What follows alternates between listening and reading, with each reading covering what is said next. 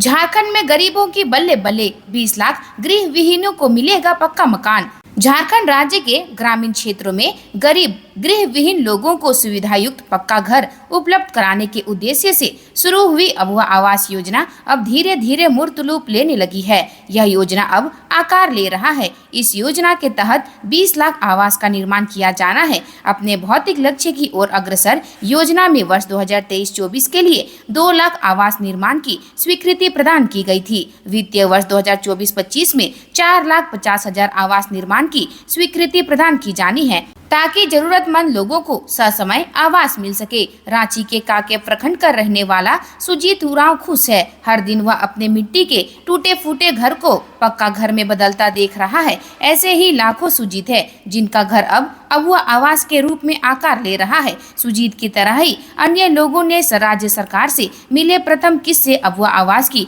नींव खड़ी कर दी है। मुख्यमंत्री चंपई सोरेन के आदेश के बाद सुजीत उरांव समेत अन्य लाभुकों को 50,000 रुपए की दूसरी किस्त प्राप्त हो रही है, जिससे वे घर के लिंटन स्तर तक का निर्माण कार्य पूर्ण करेंगे। ऐसे ही तृतीय किस्त के तहत 1 लाख की राशि छत की ढलाई पूर्ण करने एवं चतुर्थ किस्त के तहत 20,000 रुपए की राशि दी जाएगी ताकि वे अपने घर को पूर्ण कर सके।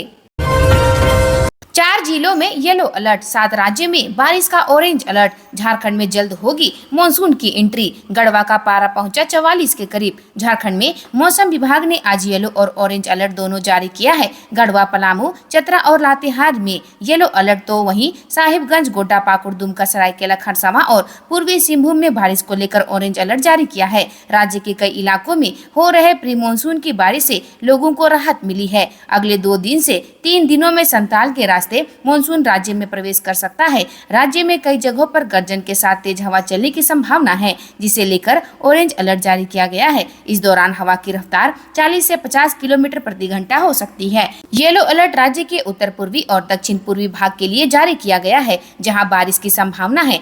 राज्य में मौसम विभाग ने अभी 23 जून तक ऑरेंज और येलो अलर्ट जारी किया है। राज्य में पिछले 24 घंटे के मौसम के मिजाज पर नजर डालें तो राज्य के कई हिस्सों में गर्जन के साथ बारिश हुई। राज्य में सबसे अधिक बारिश 65.4 mm की हुई, जो धनबाद इलाके में दर्ज की गई। प्रदेश में सबसे अधिकतम तापमान गढ़वा में 43.7 डिग्री सेल्सियस रहा है।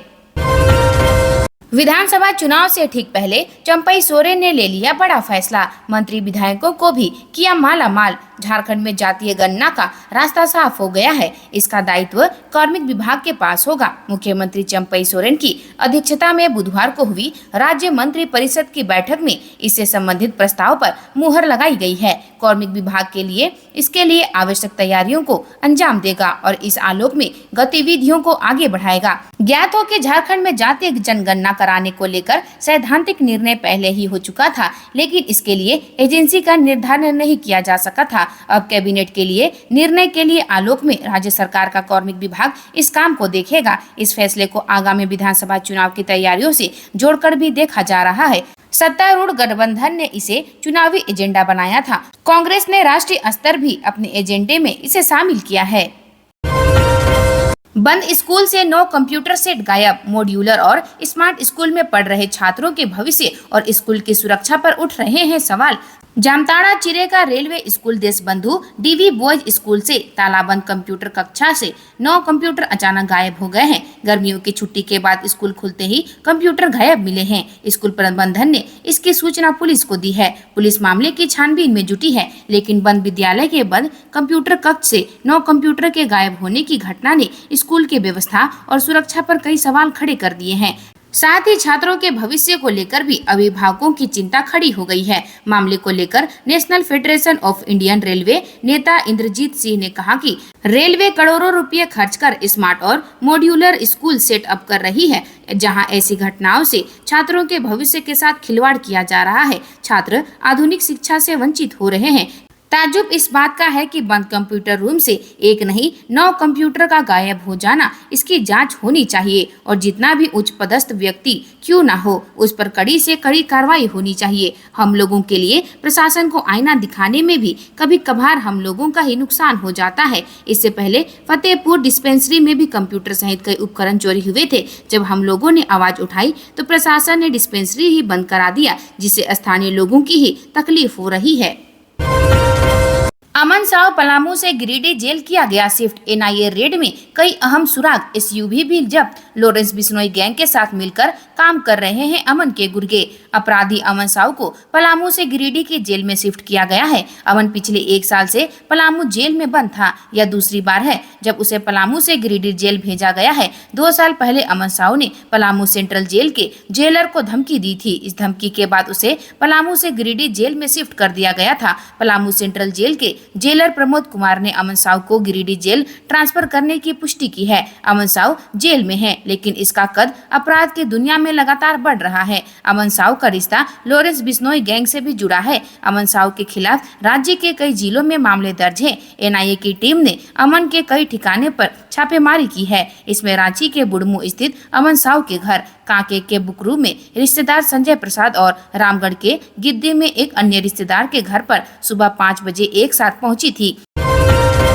जिस केस में हेमंत सोरेन की हुई गिरफ्तारी, उसमें आया बड़ा अपडेट। इस कार्रवाई से और बढ़ी मुश्किल। झारखंड के पूर्व सीएम हेमंत सोरेन की गिरफ्तारी जिस केस में हुई है, उसमें एक बड़ा अपडेट सामने आया है। ईडी के विशेष न्यायाधीश राजीव रंजन की अदालत ने बरियातू मौजा के सेना के कब्जे वाली 4.55 एकड़ जमीन की अवैध तरीके से खरीद बिक्री के आरोपित आईएएस छवि रंजन सहित 9 आरोपितों की न्यायिक हिरासत की अवधि 2 सप्ताह के लिए बढ़ा दी है। इससे पूर्व जेल में बंद आरोपितों को वीडियो कॉन्फ्रेंसिंग के माध्यम से पेश किया गया। अदालत ने अगली पेश के लिए 1 जुलाई की तिथि निर्धारित की है। मामले में छवि रंजन 4 मई 2023 को ही जेल में है। बिन बाप की बेटी से शादी का झांसा देकर किया यौन शोषण, प्रेमिका ने खुद को आग लगाकर दी जान। फरार बीएसएफ जवान गिरफ्तार। आदित्यपुर पुलिस ने प्रेमिका को आत्महत्या के लिए उकसाने एवं शादी का झांसा देकर यौन शोषण करने के आरोपी फरार चल रहे बीएसएफ जवान को गिरफ्तार कर जेल भेज दिया है। यह घटना आदित्यपुर थाना क्षेत्र अंतर्गत साल्डी बस्ती मंटू मैदान के बीते 18 जनवरी के बीएसएफ जवान भोला मुर्दी उर्फ सैम के यौन शोषण प्रताड़ना से तंग आकर प्रेमिका ने आरोपी बीएसएफ जवान के घर के पास ही खुद को आग के हवाले कर आत्महत्या कर ली थी। इस घटना के बाद से आरोपी बीएसएफ जवान भोला मुदी उर्फ सैम फरार चल रहा था। मामले को लेकर मृत युवती की भाभी ने आदित्यपुर थाने में आरोपी प्रेमी बीएसएफ जवान के विरुद्ध शिकायत दर्ज कराई थी, जिसके बाद पुलिस ने कार्रवाई करते हुए बीएसएफ जवान को गिरफ्तार कर जेल भेज दिया था। गौरतलब है कि मृत युवती सोनी कुमारी के माता पिता की मृत्यु पहले ही हो चुकी है और वह अपने घर में अकेली ही रह रही थी। इस बीच पड़ोस में रहने वाले बीएसएफ जवान ने शादी का झांसा देकर उसके साथ यौन शोषण किया था। एमएस धोनी से 15 करोड़ की धोखाधड़ी के मामले में बड़ा अपडेट। कोर्ट ने पूर्व बिजनेस पार्टनर और उसकी पत्नी को दी राहत।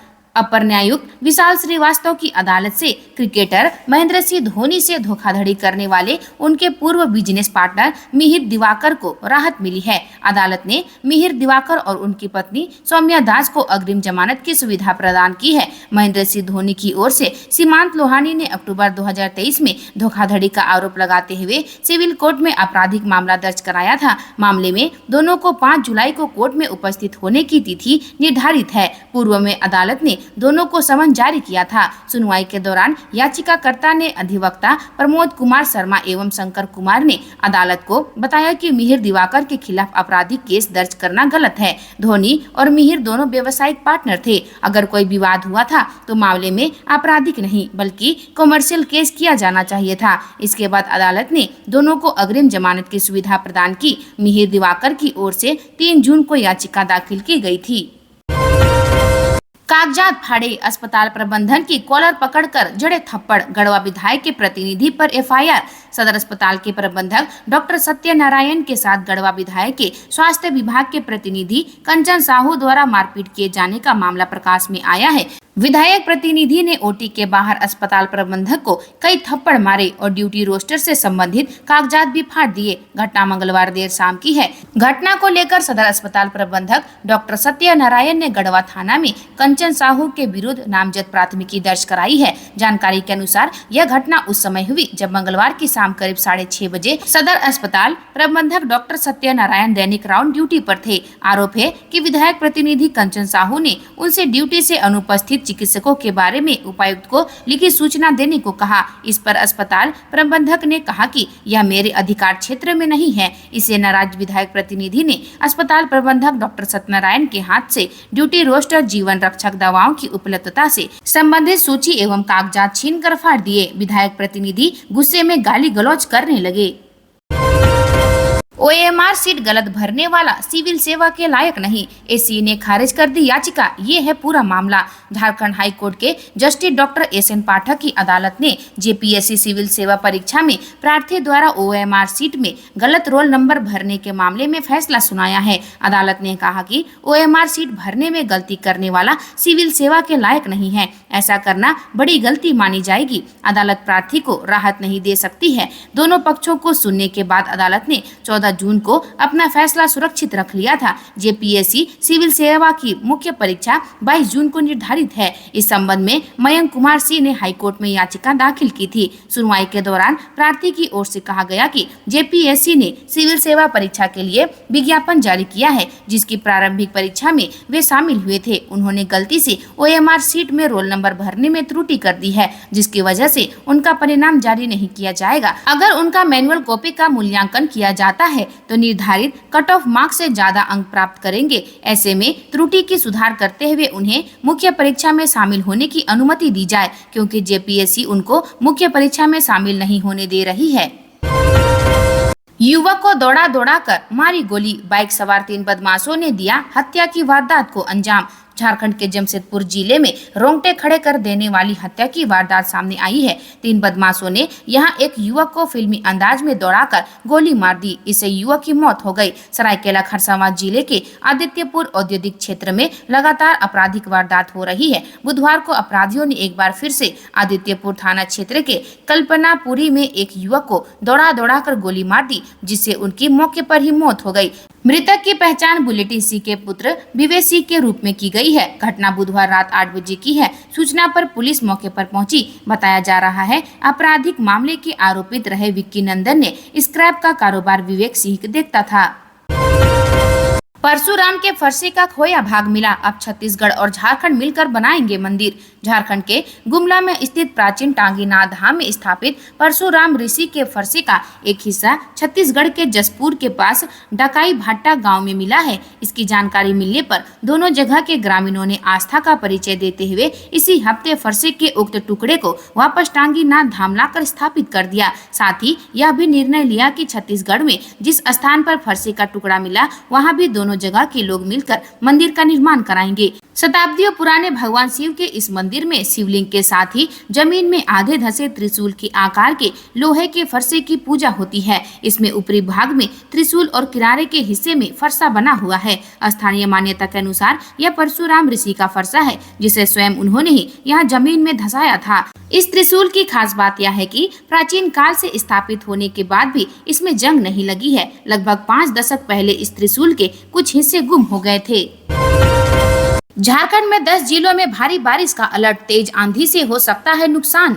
राजधानी रांची समेत आसपास के जिलों में मौसम का मिजाज बदलने लगा है। रांची के कुछ एक जगहों पर हुई बूंदाबांदी व हल्की वर्षा ने लोगों को तपती गर्मी से राहत दी है। वहीं रामगढ़ में हुई वर्षा के बाद यहां का तापमान 40 से लुढ़ककर गिरकर 29.6 डिग्री सेल्सियस रिकॉर्ड किया गया है, जो कि इस गर्मी का अब तक सबसे कम तापमान है। रांची में भी बुधवार को दिन भर काले बादल छाए रहे और तापमान 40 से गिरकर 37 पहुंच चुका है, जबकि रात में यह आंकड़ा 30 के नीचे पहुंच चुका है। अब लोगों ने गर्मी से राहत की सांस ली है। बूंदाबांदी के बाद रात में 30 से 40 किलोमीटर प्रति घंटे की रफ्तार से बह रही हवा ने काफी राहत दी है। मौसम विज्ञान केंद्र रांची द्वारा जारी पूर्वानुमान की बात करें तो 20 जून को राज्य के उत्तर पूर्वी हिस्से यानी देवघर, दुमका, गोड्डा, जामताड़ा, पाकुड़, गिरिडीह, धनबाद और साहिबगंज के साथ साथ दक्षिण हिस्से यानी पूर्वी व पश्चिमी सिंहभूम, सिमडेगा और सरायकेला खरसावां में भारी वर्षा को लेकर येलो अलर्ट जारी किया गया है। झारखंड भाजपा कार्यालय पर आवास बोर्ड की टेढ़ी नजर, अभी थमाया नोटिस, जल्द ले सकता है बड़ा एक्शन। झारखंड राज्य आवास बोर्ड की बुधवार को 73वीं बैठक में 34 अहम प्रस्ताव पर सहमति प्रदान की गई। हरमू में आवासीय भवन में नियम विरुद्ध भाजपा का प्रदेश कार्यालय चलने के मामले में बोर्ड की बैठक में चर्चा हुई। आवास बोर्ड के वैसे आवासीय भवन या भूखंड जिसका कॉमर्शियल या अन्य इस्तेमाल हो रहा है, उसके लिए 15 दिन बाद अलग से समीक्षा बैठक कर नियम के अनुसार निर्णय लिया जाएगा। झारखंड राज्य आवास बोर्ड के अध्यक्ष संजय पासवान ने कहा कि रांची के हरमू स्थित जिस भवन में प्रदेश भाजपा का कार्यालय संचालित है, वह मध्य आय वर्ग रविंद्र शेखर प्रसाद के नाम पर आवंटित है। आवास बोर्ड के निर्धारित शर्तों के अनुसार उस 2 मंजिल भवन का उपयोग सिर्फ आवासीय ही हो सकता है, लेकिन उसमें भाजपा कार्यालय चल रहा है। इतना ही नहीं, उस भवन से सटे भवन को भी भारतीय जनता पार्टी के नाम से खरीद लिया है।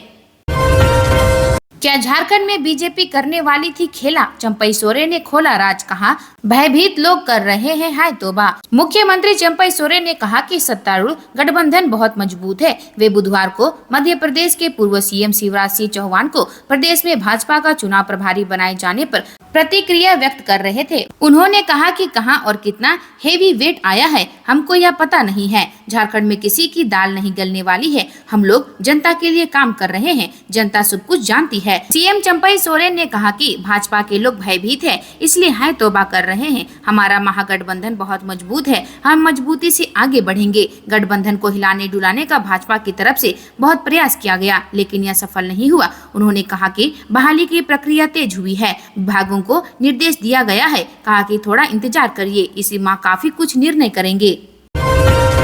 झारखंड हाईकोर्ट ने सरकार को लगाई फटकार, कहा यहाँ कानून का राज चलेगा या आपकी सुविधा से होगा काम। झारखंड हाईकोर्ट ने चान्हो के सिलागाई में बनने वाले एकलव्य विद्यालय के चयनित स्थल को बदलने के खिलाफ दायर PIL पर बुधवार को सुनवाई की गई। इस दौरान हाईकोर्ट ने टिप्पणी करते हुए कहा कि राज्य में कानून का राज चलेगा, यह सरकार की सुविधा के मुताबिक काम होगा। सिलागाई के शिलान्यास स्थल पर जनता के पैसे से 4 दीवारी बनाई गई थी। उसका 65% काम पूरा हो गया था। उसके बाद असामाजिक तत्वों ने उसे तोड़ दिया। इससे हुई आर्थिक क्षति के लिए कौन जिम्मेवार है और इसकी भरपाई कौन करेगा? राज्य अथवा केंद्र सरकार की कितनी राशि लगी हुई है, इसका हिसाब होना चाहिए ताकि जनता को पता चल सके। जस्टिस सुजीत नारायण प्रसाद और जस्टिस अरुण कुमार राय की खंडपीठ ने सुनवाई के दौरान प्रार्थी का पक्ष सुना।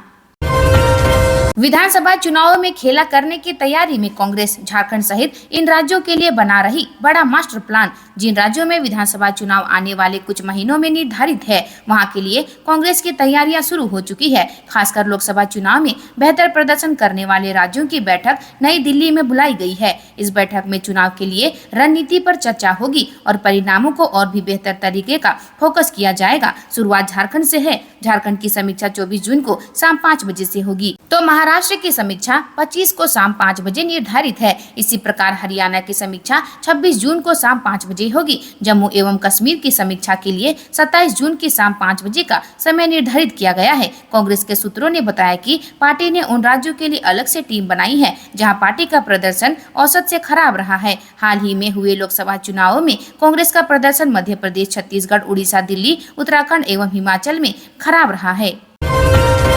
जैक ने जारी की इन 3 परीक्षाओं की तारीख, जाने कब से कर सकेंगे admit card download. Jharkhand academic council ने 3 अलग अलग परीक्षा की तिथि जारी कर दी है। एग्जाम की तारीख मुख्यमंत्री मेधा छात्रवृत्ति, नेतरहाट और इंदिरा गांधी बालिका आवासीय विद्यालय प्रवेश परीक्षा व राज्य में संचालित मॉडल स्कूल प्रवेश परीक्षा के लिए है। इसके मुताबिक मुख्यमंत्री मेधा छात्रवृत्ति परीक्षा 30 जून को होगी, जबकि प्रवेश पत्र 25 जून से जैक की वेबसाइट से डाउनलोड होगा।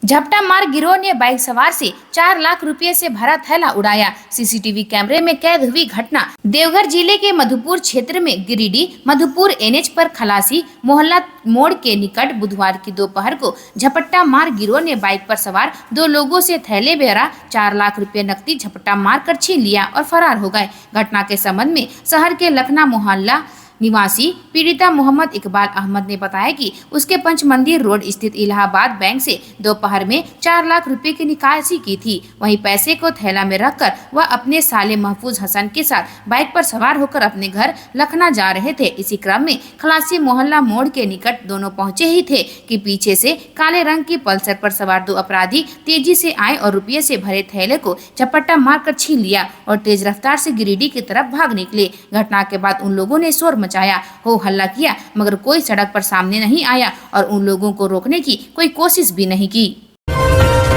जटाही मोड़ मोहल्ले में फंदे से लटके मिला महिला का शव, हत्या की आशंका। देवघर नगर थाना क्षेत्र के 2 अलग अलग मोहल्लों में एक महिला व एक छात्र का फंदे से लटका शव मिला है। एक घटना में नगर थाना क्षेत्र के देवघर कॉलेज मोड़ स्थित जटाही मोहल्ले में बुधवार की शाम 18 वर्षीय विवाहिता सीमा कुमारी का फंदे से लटका शव मिला। बताया जाता है कि महिला का उसके पति रोशन कुमार से घरेलू विवाद हो गया था। परिजन को होते ही फौरन दरवाजा तोड़कर उसे फंदे से नीचे उतारा व इलाज के लिए लेकर अस्पताल पहुंचे। ऑन ड्यूटी चिकित्सक ने प्रारंभिक जांच के बाद महिला सीमा देवी को मृत घोषित कर दिया। घटना की जानकारी मिलते ही महिला के मायके वाले अस्पताल पहुंचे और पति समेत उसके ससुराल वालों पर प्रताड़ित करने व मार डालने का आरोप लगाने लगे। इधर पति रोशन कुमार ने बताया कि सुबह घरेलू विवाद को लेकर पति पत्नी में कहासुनी हुई थी। विवाद होने के बाद परिवार के दूसरे अन्य सदस्यों द्वारा समझा बुझाकर मामले को शांत करा दिया गया था। इसके बाद सभी घर से बाहर चले गए। शाम 4:30 बजे घर लौटने पर कमरा अंदर से बंद पाया गया।